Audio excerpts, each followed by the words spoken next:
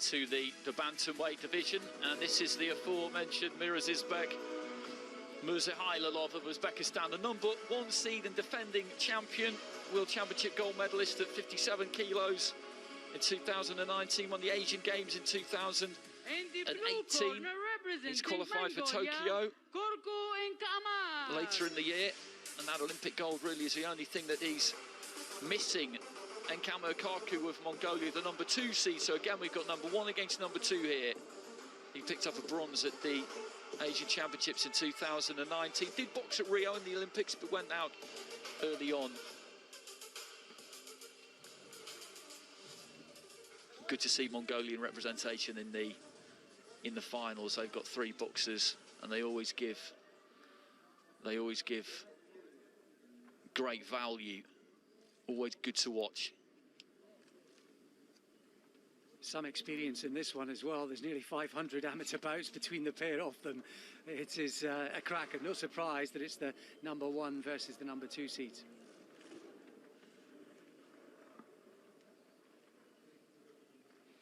So Mihailov of Uzbekistan looking to make it 3 out of 3 for the Uzbek Federation on men's finals day. He's in red. KHARKHUU of Mongolia is in blue. KHARKHUU just fires off a nice snappy 1-2 there right at the very beginning. We've got 2 orthodox fighters here, which is a little bit of a rarity in elite level international amateur boxing. Looking for the right hand again there, KHARKHUU.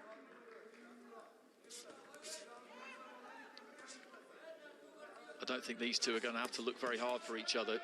He looked at them from side on there, and they're just right on that borderline of range, in the pocket almost, really. I love these kinds of fights where it's down to the reflexes. They're backing those reflexes, they're backing that head movement. They want to be in there, don't they, Alex? They want to be up close and personal, set those little traps, draw a mistake, make their opponent miss, and then really make them pay. Rare to see a boxer like MIRZAHALILOV as well content to come forward under a high guard. You don't see that too much in elite amateur boxing. He's kind of banking on his own defence and counter punching. The problem with that is that even if those punches are on the glove, sometimes it tempts the judges to score them accordingly. So really interesting start, clash of stars. Love the way that KHARKHUU is letting fly with the right hand to both body and head. He looks really solid.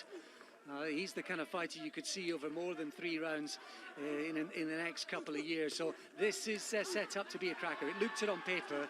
It's already shaping up. And that was a lovely uppercut there from KHARKHUU, and they're both really setting their feet when they punch here. They're putting plenty of power into these. A kind of right-hand lead there from KHARKHUU. When he gets that range, he just sinks those toes in and really lets that 1-2 go with some proper weight behind it. Dropped the gloves there, MIRZAHALILOV, and just pulled the weight back rather than use that high guard. That's a good point you made about the high guard, because coming in with it, you just can't see enough, basically. And he seems to have abandoned it maybe now towards the end of the round. Left hand there from KHARKHUU. MIRZAHALILOV just wading in a little bit clumsily there. Nice little left hand on the inside, though. The referee allowing them to fight up close, which is always good. Just as I say, he's abandoned it. He just shuffles straight in behind that high guard again. Great credit to MIRZAHALILOV, because it looked like early on that KHARKHUU was the stronger fighter, maybe the bigger puncher. And since then, he's just got on the front foot, and he's meeting fire with fire. It's a great attitude from him. Really set up nicely, this. Both landing short right hands up close too. Those are solid shots as well. Good left hand on the inside there from MIRZAHALILOV. Closing few seconds of round 1, and again, that was a very, very entertaining round. A lot thrown in that round, and all of it with serious intentions as well. Love the way that KHARKHUU started that, Andy. The confidence.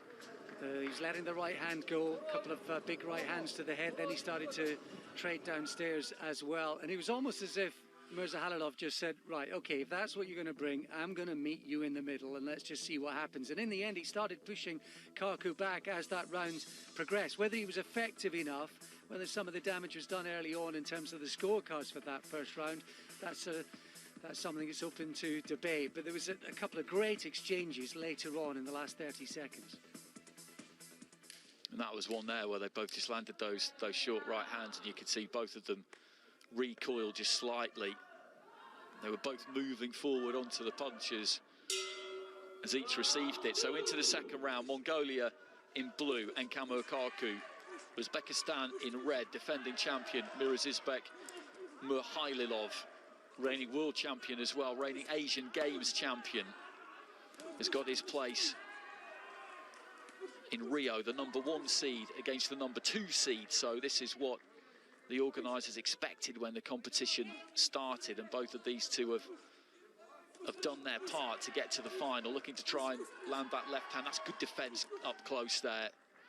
Good blocking from MIRZAHALILOV.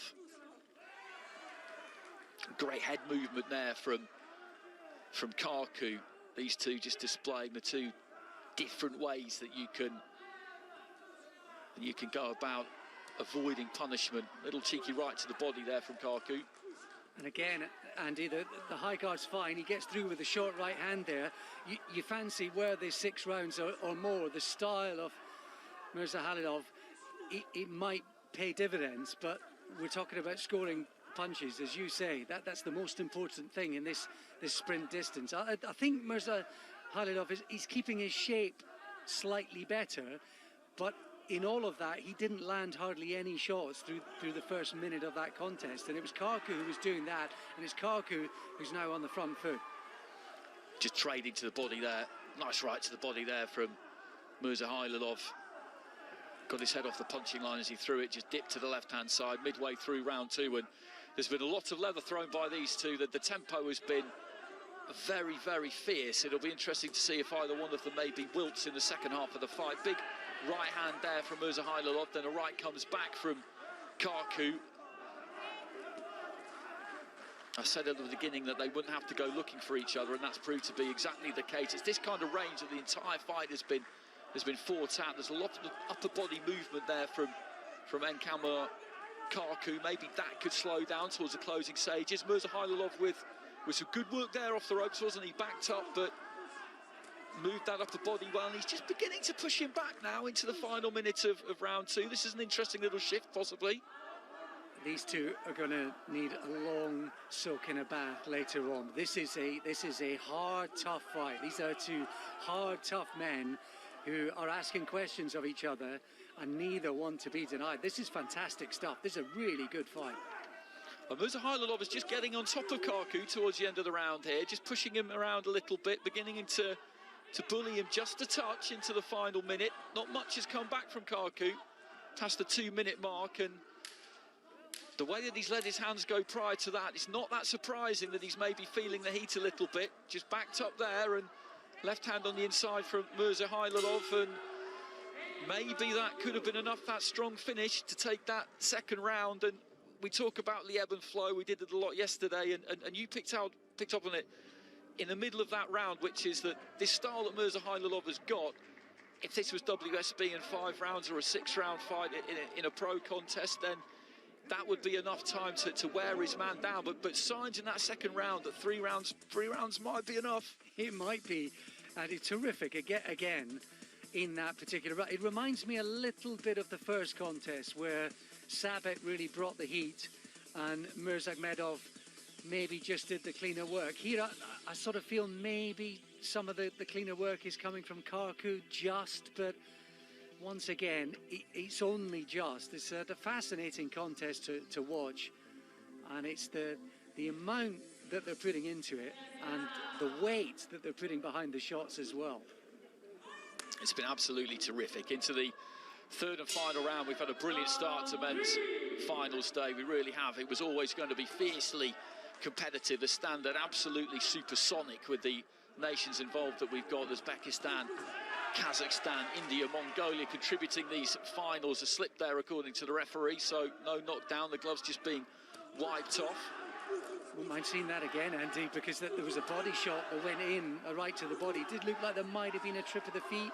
There was a right hand, I think, landed to the body, and KHARKHUU's just landed another in that exchange. If we thought it was ferocious before, it looks like they found another gear.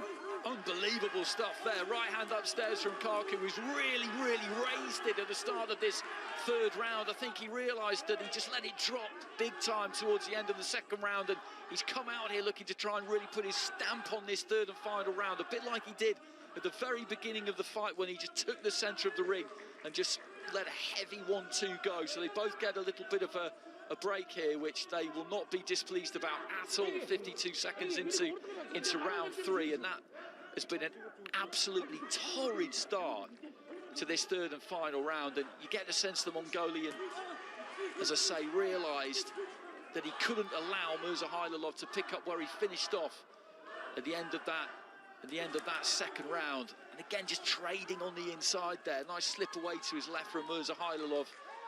KHARKHUU getting up close, dipping the head a little bit low maybe. That's what the referee's saying. And then snaps out a nice jab. KHARKHUU's doing well this round. Another right hand. He's standing his ground, but I think, as you say, he's decided, KHARKHUU, that he really has to match Mirzahalilov. He has to match him in every way. He's standing his ground a bit more, but it's more the hand speed and the amount he's letting his hands go. That's the crucial difference here. And I think his defence is just slightly better than Mirzahalilov's as well. This is a really good response from KHARKHUU, and it's been a good first half of this final round for him. Nice body shot there, and you get a perfect look at the distance between the two, just leaning forward onto that front foot there. KHARKHUU trying to find the body with the right, the left hand. Mirzahalilov working his hands up close, big left hand there from KHARKHUU, just caught the Uzbek standing a little bit tall. Right hand comes back there from Mirzahalilov. This has been an unbelievable fight to watch right from the very start. And it shows you how tough and strong Mirzahalilov is, Andy, that KHARKHUU wasn't able to do this in the second round. He's only maybe, as the pace has dropped, he's got his second win, maybe with the finishing line in sight.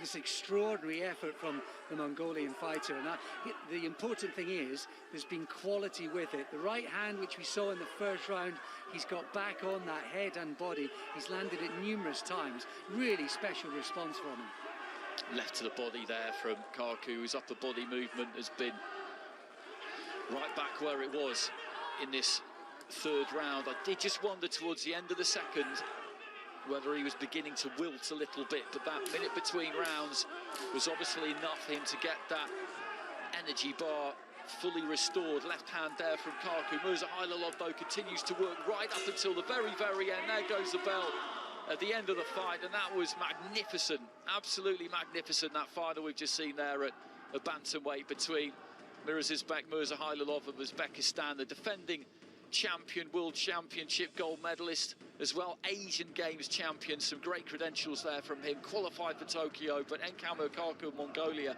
the number 2 seed. Well, he brought it right from the off, and I think he might just about have done enough. That was terrific. Give them both the gold, I'd say. Split it, but that was fantastic. That's as good as it gets. Whets the appetite for Tokyo. The winner by split decision in the blue corner, representing Mongolia. KHARKHUU gets it, Andy. I'm not going to argue with that. The effort he put in that third and final round was why you and I love the sport, and why we just shake our heads and wonder what these young men and women are able to produce time and time again. Just otherworldly stuff there from KHARKHUU, and from both of them. 100%. 5 scores of 29 to 28. It flashed up pretty quick, but I think 4 of them were in favour of KHARKHUU. 1 for Mirzahalilov. He looked pretty fuming actually when the decision was announced, but the way we saw it, it was 1 apiece heading into that third and final round, and KHARKHUU just took it to another level to take that gold medal. Some photos down at ringside. He is Asian champion 2021, but we've had 3 very good fights already, but that was the pick of the bunch so far. It was absolutely elite.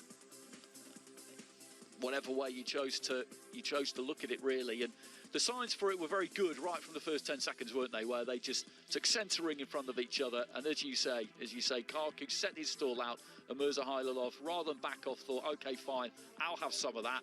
Let's see what happens at the end of 9 minutes of this.